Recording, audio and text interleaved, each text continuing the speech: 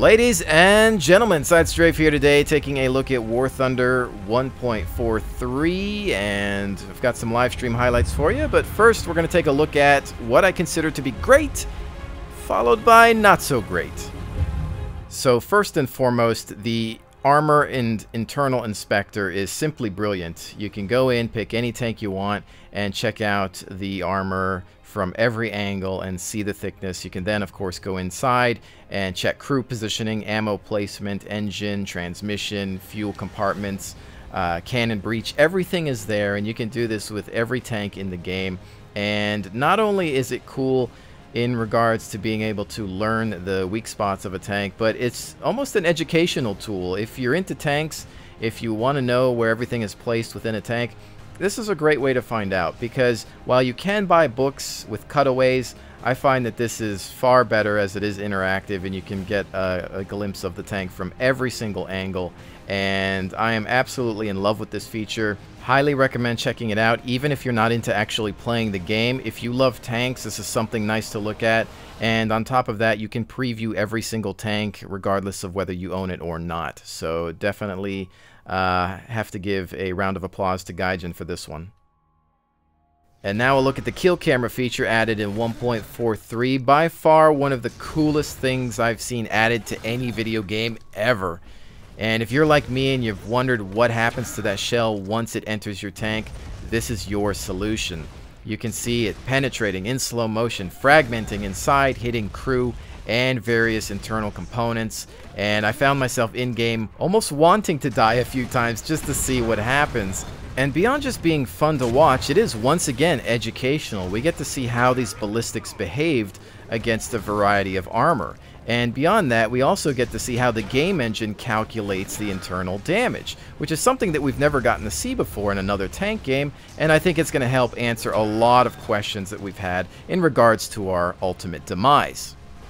And unfortunately, that brings the good to an end. We got to get to some of the negative traits in War Thunder, not from 1.43, but the game in general. As you can see here, barrel fixed. Simulator battle shouldn't happen. What do I have, a bottle of OxyClean handy? Don't know how that works, ladies and gents. I'm not sure what your cartoons have been telling you, but you can't fix a gun barrel on a tank like that lickety-split in the field. Now, you want to make me drive back to base and get repairs? I'm okay with that in the video game. But here in simulator battle mode, it's uncalled for. I don't care what you do in arcade, to a lesser extent realistic battles, but at least in simulator battles, I expect some level of devastation. Next up, the UAV artillery call-in. Why is this still in the game, let alone the simulator battle mode? I could have swore Gaijin said that they were getting rid of this, at least for sim, and so far it hasn't happened. I feel like it would be something that they could do in a day, but they're not doing it, and I don't know if it's due to community feedback or what. But as you can see, I'm able to sit behind cover, completely concealed, and watch the movement of these tanks. I can call in artillery, I could relay coordinates if I had teammates that were reliable. I could then check the mini-map and figure things out with my team via voice comms, and be absolutely devastating with this. I can see where the enemy is looking and approach safely because I already have this knowledge. I can come up over here, check this out. And as you can see, the enemy is facing the opposite direction. They have no idea I'm here until, of course, they spot me via the minimap or based on the fact that I'm about to shoot these guys in the back.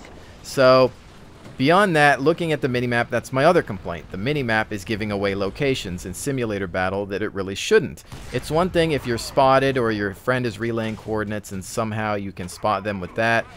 Use it to simulate some sort of radio communication. But otherwise, I don't think you should be showing up on the map if the enemy has absolutely no way to see you. But again, here we're able to pop that camera mode up. I can even zoom in if I want and check the enemy's exact position and tell where they're coming from and what they're shooting at. And I know not to go over this hill because I'm going to get hit in my lighter tank. And again, I really don't care if it exists within arcade mode, but it doesn't have a place in sim. Alright, I think that about covers the major good and the major bad within 1.43. Some of it is stuff that just continues to exist, but otherwise I am seeing some improvements. I think the damage modeling is getting a lot better, and especially with the kill cam feature, we can now see what's going on and the math behind it.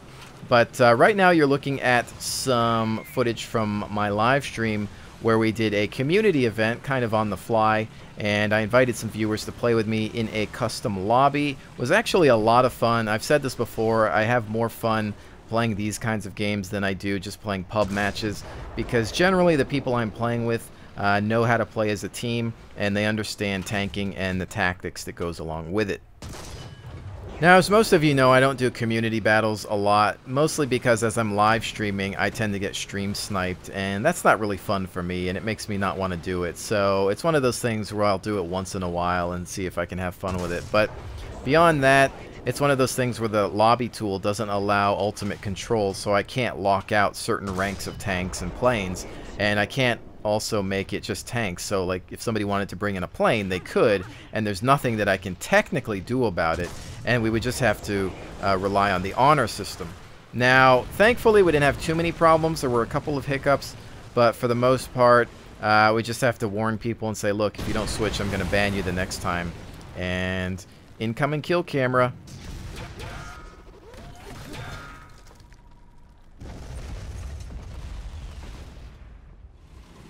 Alright, so this time we went into silly mode. We all got into AA vehicles, or at least vehicles that have low caliber guns. And we have some people in planes. We wanted to get everybody in AA trucks, but not everybody had one. So we just had to kind of wing it. And as you can see here, we've got a plane coming in. And you just hear nothing but AA, and it's absolutely fantastic. Now, I don't last very long, as you're about to see, but I've got some footage for you that I think you'll find quite amusing.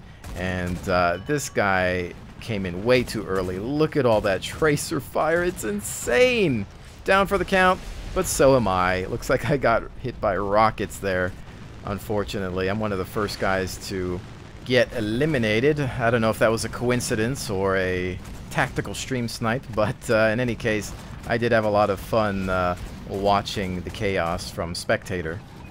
I guess we should obviously look at the fact that they've added crew to the vehicles. In some cases, certain animations or poses are a bit weird, but really, it's a nice addition, helps with the immersion factor. And there's another plane biting the dust. Gotta love it. Yet another intense moment, firing at this enemy aircraft, but I don't think he's too happy with that, and he might want to answer in kind. Coming back around, shots in. Talk about a shave and a haircut. Right over. No losses taken with that, surprisingly enough. Not sure how they managed to escape that one. Maybe it's the paint job.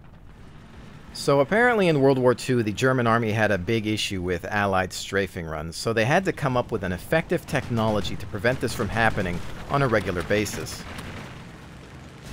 Trees. German crews have also been equipped with cloaking devices that allow them to simply disappear when strafed by enemy planes.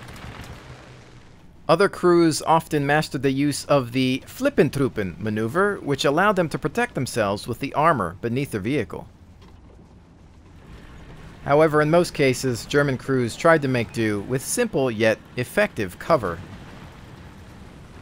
So what happens when you make it nighttime and also add stormy weather? Well, pretty much this. You can't see anything, and when you try to use your sighting system, it gets even worse. So you pretty much have to aim from this view and hope for the best. Really, the only way to see an enemy tank at a certain distance is to rely on your mini-map. Otherwise, you end up with this situation here, where all you've got in front of you is a muzzle flash and not much else. I really have no idea how people were even seeing me, because I couldn't figure it out. I guess they were just relying on that map, but yeah, at least we've got kill cam. Talk about a scary situation. You often hear about stories where tankers or other vehicle drivers run into enemy columns, mostly because they can't see anything. There's either a really thick fog, or they just drive into somebody because the air is filled with smoke and gunpowder. There's just no visibility, and there are no sophisticated thermal systems like we have today.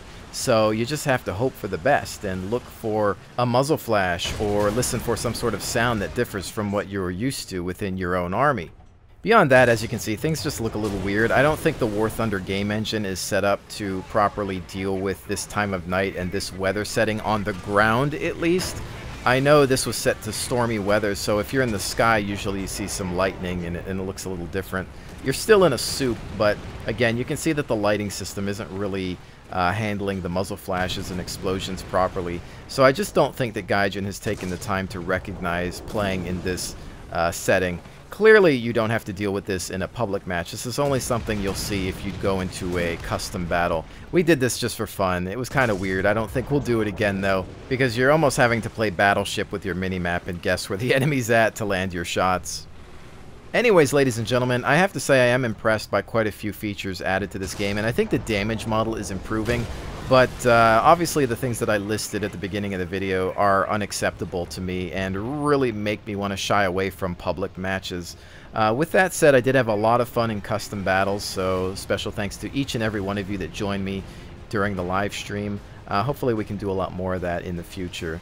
I will keep an eye on this game. I'll see what happens, especially once they add Americans. And I might play a little bit more and try to capture some footage for you. But I don't want to make any promises in regards to sticking with this title for an extended period of time, because they do make it hard for me to enjoy this game with some of the issues that I mentioned at the start. So anyways, ladies and gentlemen, thank you all so very much for joining me. I very much appreciate it. I will definitely see you on the next one.